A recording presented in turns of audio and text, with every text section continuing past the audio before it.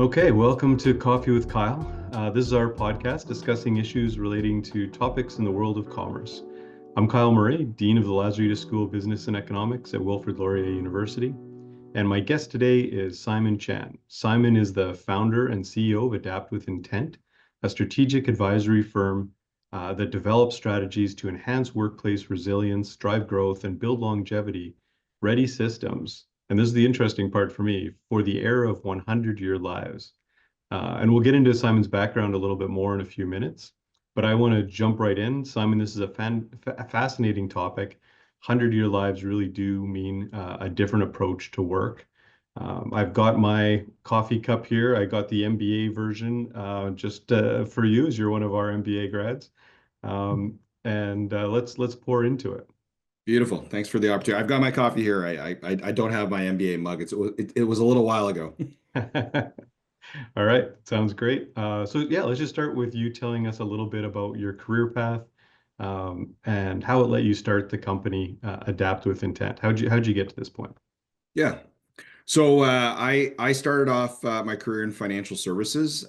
So I worked for a lot of the insurance companies here in Kitchener-Waterloo. Started off, in finance, operations roles, et cetera. But where I spent most of my time was in the retirement space. So I eventually led the product area for group retirement for Manulife Financial. And so I spent a lot of time with retirees, and that was kind of really the area that I really was passionate about, was just helping people with retirement planning. During that time, I kind of noticed a few things. One was people were, when we were doing our retirement calculators, people were used to update the life expectancy number a few times. We'd start off at 80, then we move it to 85 and, into 90. Was one of the things I started noticing is that people were, living longer. We were planning for a longer time horizon. And then the second thing that I had noticed was that I'd spent a lot of time with pre-retirees and retirees talking about retirement. And what I would notice is that the retirees themselves, once they hit retirement, they didn't talk a lot about the money side of things. They started talking about what they were going to do with this additional 10, 20 years of life that they had. And money wasn't a real topic. So after spending about 20 years in financial services, I decided to leave financial services, and I started working at the local innovation hub here at Communitech, leading their corporate innovation efforts. So working with large organizations, Fortune 500 companies around disruption, of their business models, and how do they think about innovation in that space. And again, we started to talk about topics like AI and digitization, globalization, and longevity and demographics was always on the list. But what I noticed over the years working with these leaders was that longevity and demographics typically wasn't on their strategic agenda. Um, Digital and AI, they would have a chief technology officer, they would have a roadmap, they would have resources assigned to it. But when you talked about longevity and demographics, oftentimes that was not the case. They didn't have anybody assigned to it. If it was, maybe it was in enterprise risk management. And so that's really where I saw a niche for founding the company that I have today, which is Adapt with Intent, focused on helping leadership teams think through what are the opportunities associated with these much longer lives that we're now living. And particularly from a retirement perspective, how is retirement being reshaped? And how do we think about helping people plan differently for this phase of life? Yeah, this is a fascinating topic. I mean, I don't remember the exact details, but what you made me think of is the story about when they came up with the retirement age, and I think it was in Germany of 65. The average life expectancy was 67. So essentially, you got a couple of years, but now what you're talking about is potentially 30, 35 years. That's a really different kind of retirement, really more of a different phase of life than it is a couple of years to stop working at the end of your life. So when you are kind of working in this area, what is it that you're telling clients? Like, how do you prepare for such a long period of retirement? It seems that has changed so much, even in a generation, in the way we think about it. Yeah, so the first part, Kyle, is exactly that, is education, right? So, we've talked a lot about longevity and demographics. So people have seen the charts, right? Leaders have seen the charts to say, in the 1900s, life expectancy was in their 40s. Today, life expectancy in Canada is about, depending on where you go, is 81, 82. right? And so really in the last century alone, we've almost doubled life expectancy. And back to your point about, the origin story of retirement, I think about retirement in kind of four phases, right? 100 years ago, or 150 years ago, retirement didn't exist. You just worked until you didn't work, you couldn't work anymore, and your family and your community would take care of you. The second phase is what you talked about when they introduced the idea of a pension, right? The idea of retirement. But that was in a period of time where you had high youth unemployment rate, above 20%. And the idea was to move people out of the workforce, right? To make room for people who are younger. It's a very different story than it is today. The third phase of retirement is this idea of a golden age, which was kind of created in the 60s, 70s, and 80s through advertisement. I think all of us remember Freedom 55. And I would say that's kind of where we're stuck. We're still stuck in this kind of third phase of retirement around the golden age. But because people are living longer, because retirement could be a 20 to 30-year endeavor, we haven't really updated the structures to accommodate that. So how we do retirement planning is still very much based on a 65, 70-year life, based on the fact that we're going to have guaranteed retirement pension plans, which often is not the case anymore. The way we do education, which we can talk about, is still geared for a very youth-oriented society. So when I talk to leadership teams about this, the first piece is to help them understand, what's changed, what are the implications of longer lives, how is it impacting individuals, organizations, and government, and then really flipping the script. As I said, when you talk about longevity and the aging demographic with leaders, they automatically go to it's a crisis, it's bad, it's a risk. And so getting them to reframe it as an opportunity to think about how do we modernize our structures to support people as they navigate, longer lives is really what I focus on. So, and once they get there, it's actually a pretty interesting process because when you talk to leadership teams, particularly boards and senior leaders, many of them are of the vintage. They're all over 50 to 55. So they start to kind of explore and they're thinking about this phase of life. And when they realize that there are not a lot of support structures in place as people age, they start seeing the opportunities at hand. Yeah, I remember the London Life Freedom 55 advertisements, and I was pretty young probably at that point and thought that sounds old, and yeah, I'll probably want to retire by then. Now I'm a little closer to 55. I don't at all want to retire. I don't like golfing that much. I already travel a lot, so it is a really different kind of mindset to think, okay, if your goal is not to stop working entirely at a young age, then what do you do in retirement? Like how do you approach it? And one of the things that I've noticed is we have a hard time setting up work that's not the traditional full-time, you know, 40, 50 or more hours a week, and organizing ourselves to kind of slow down a little and take, take your foot off the gas, but not stop entirely. And so I don't know how, and I've also known some people who've retired in their 40s and found it, painful and been back at work in 2 or 3 years. So how are people approaching retirement these days? I'm sure there's some diversity, but what are you seeing out there? Yeah, so I think your point is exactly spot on, which is there's way more different pathways to first navigating life, much less retirement.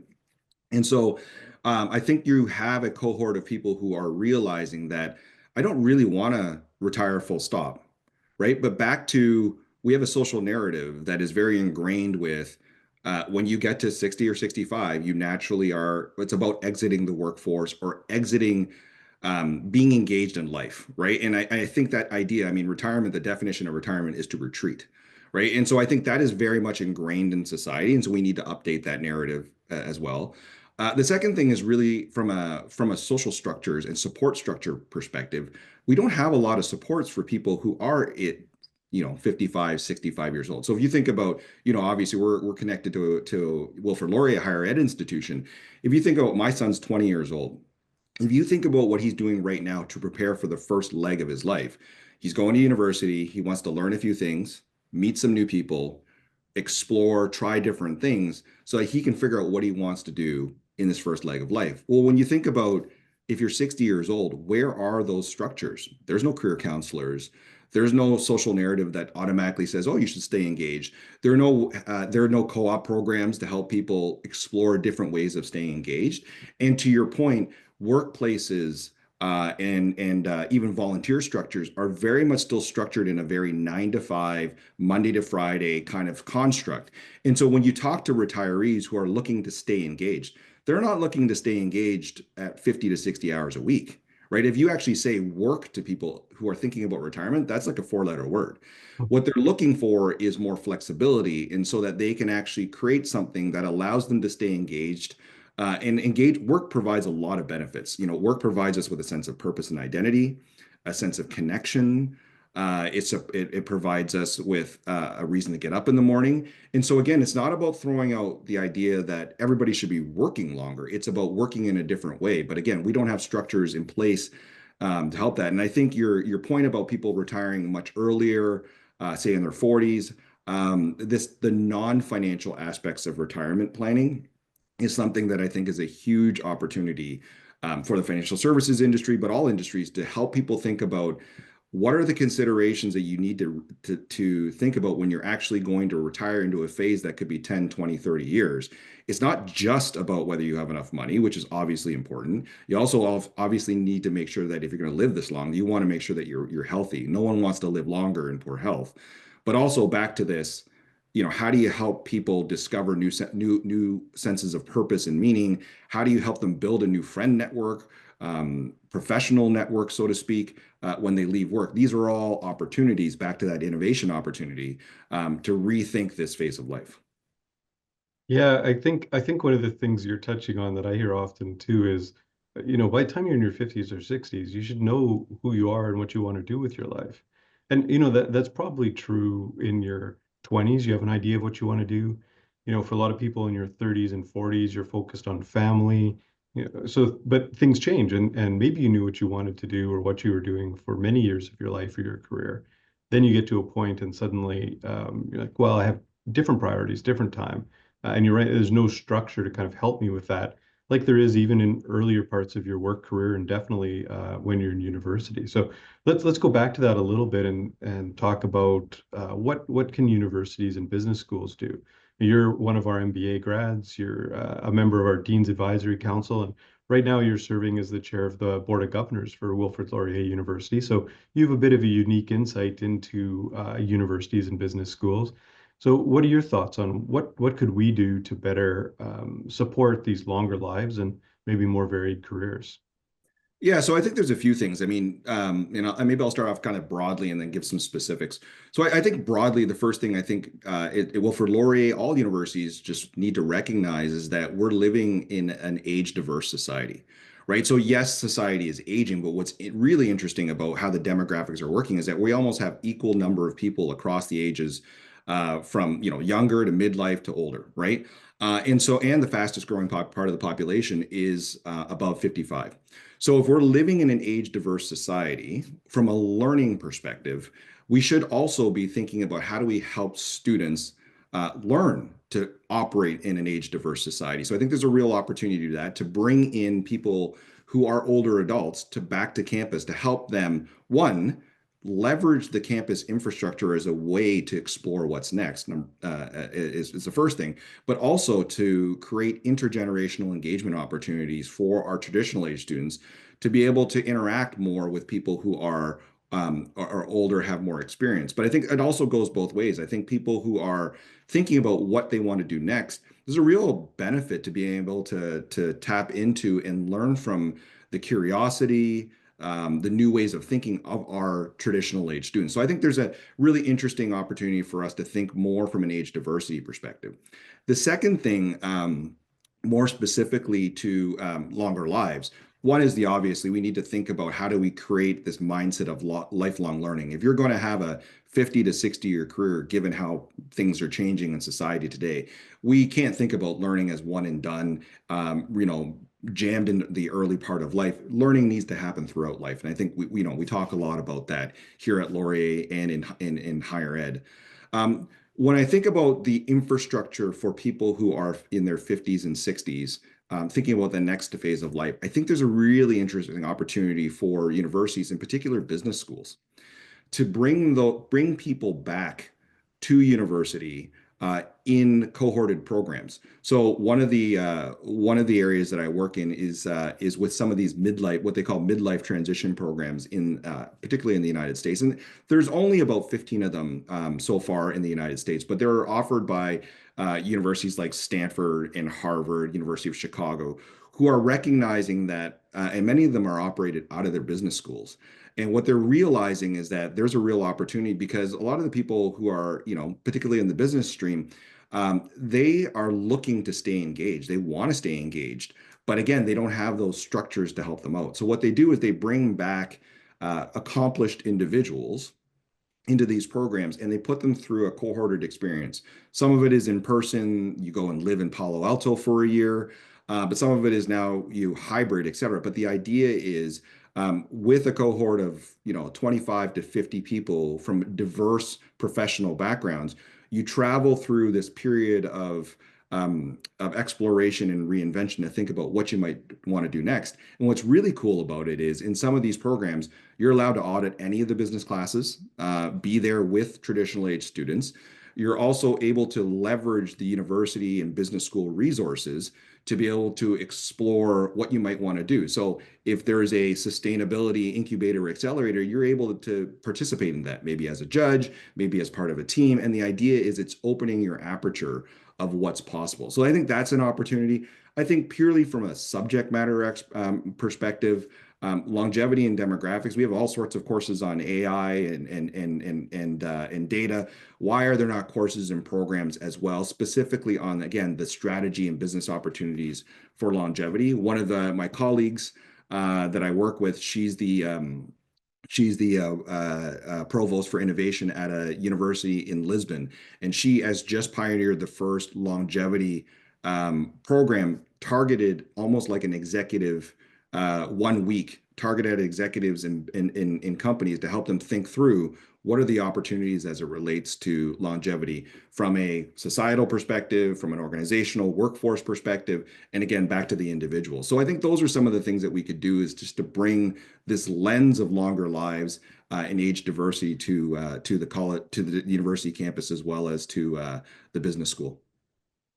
Yeah, I mean, you're right that we've been talking about that kind of thing for a long time at universities, and part of the challenge has been we're still really built for 17 to 22, 23-year-olds, get you started in your career almost on a model that was you get education, then you work for 40 years, then you retire for 10. And moving from that to where we are, where what you're talking about, we've done some, universities in general, we've done some continuing education, the occasional course here and there. We regularly talk to people who say, "Oh, I'd love to come back and, take a course in history or learn more about this or learn more about that." And technology maybe is making that more feasible.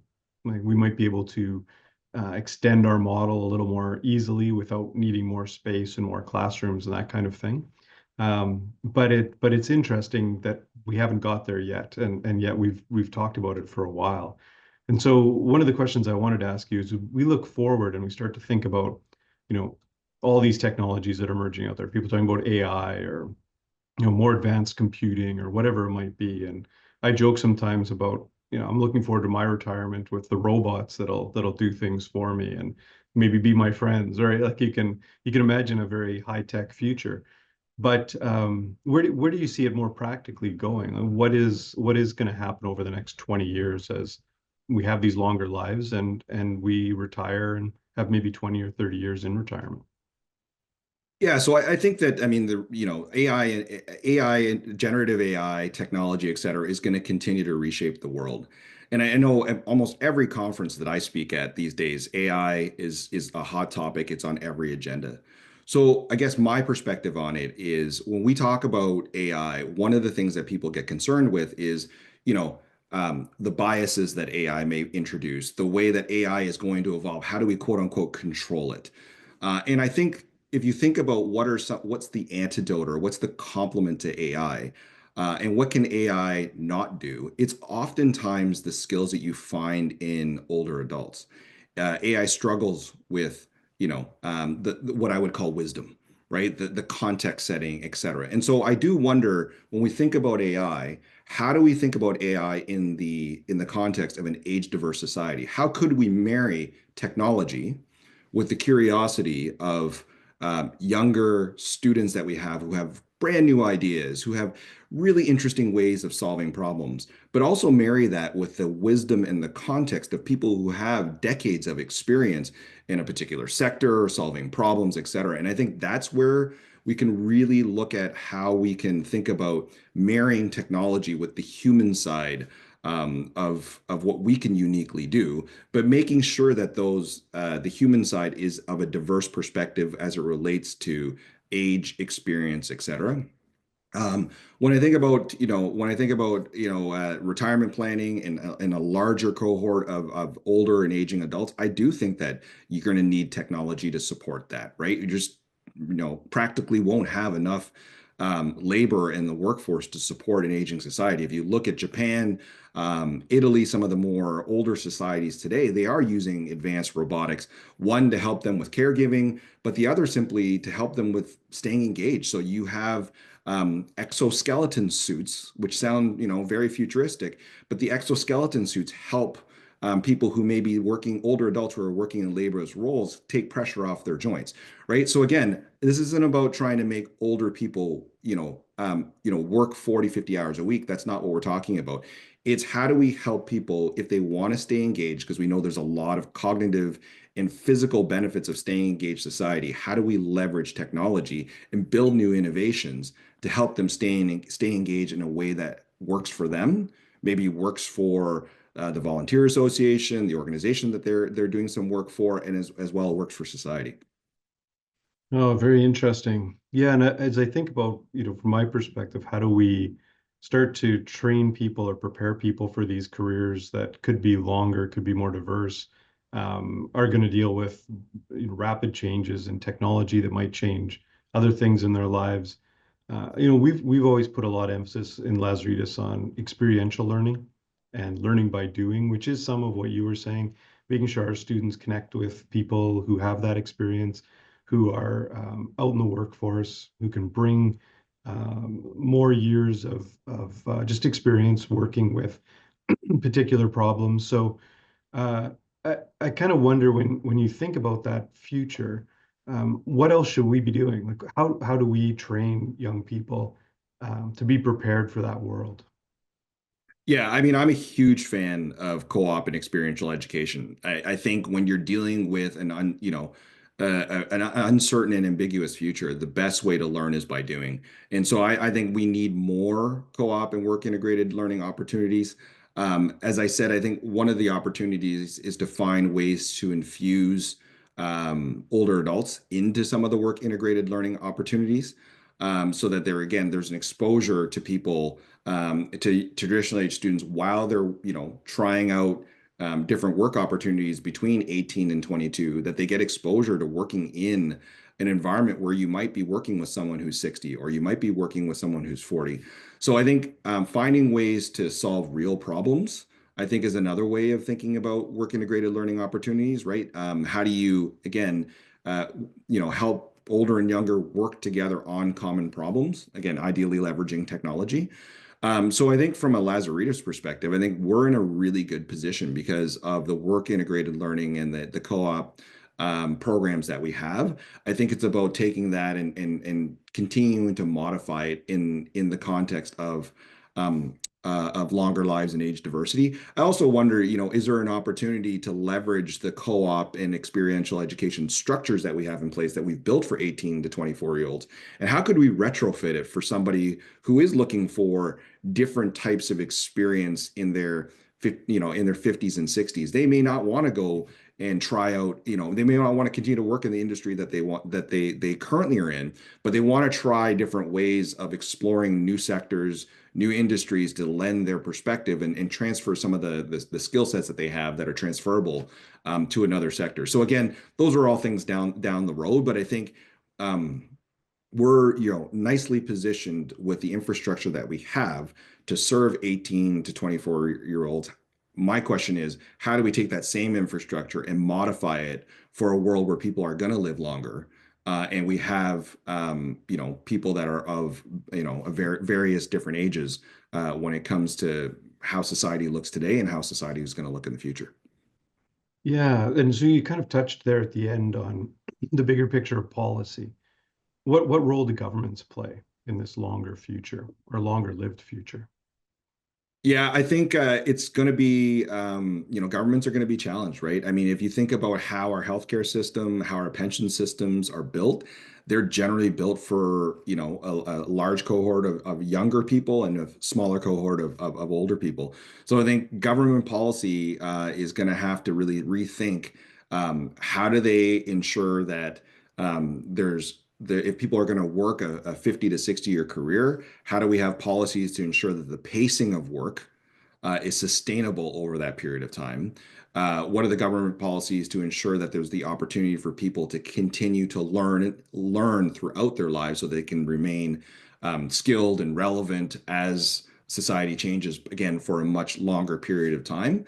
And I do think governments need to look at some of the ways that our retirement system has been designed, where it again is assumes a hard stop retirement at 60 or 65 years old, and collecting a pension for 10, 5, 10, 15 years, to one where again people are spending time in that phase for a much longer period of time. How do we put policies in place that allow for more maybe part-time work in retirement, more of a phased or ramp down in retirement? How do we think about our pensions so that they're much more sustainable, but providing incentives for people to stay engaged? Again, staying engaged in a way that works for them. It's not just about pushing pension age from 65 to 68. I think we need to find the win-win that works for individuals as well as works for the companies and the organizations that they work for. That's great. Thanks, Simon. It's been a very interesting conversation. This idea of living longer and how we change work and kind of mixing that in with technology and the impacts that's having on our lives. It's really at the center of the things that we have to think about as a business school and a university when we're training people in their 20s, and their careers may span another 60 or 70 years, and that seems a little bit crazy, but it seems to be where we're headed if we continue to have these advances in healthcare and other things that are allowing us to not only live longer, but live longer, more productive lives. So thank you very much for joining me today. I really appreciate it. Yeah, thanks for the opportunity. And I think you nailed it. It's really it's about living longer, but living longer, redesigning life so we can live longer in a better way. It's not just simply about living longer. So thanks for the opportunity. I'm really excited for the role that the business school can play to help people think about what's possible when people might live 90 to 100-year lives. Yeah, and that's what's really exciting, I think, about this topic is just thinking about what's possible, how that might change the way we think about our lives. So thanks again. Really appreciate it, and look forward to seeing you around the university. Sounds good. Thanks, Kyle.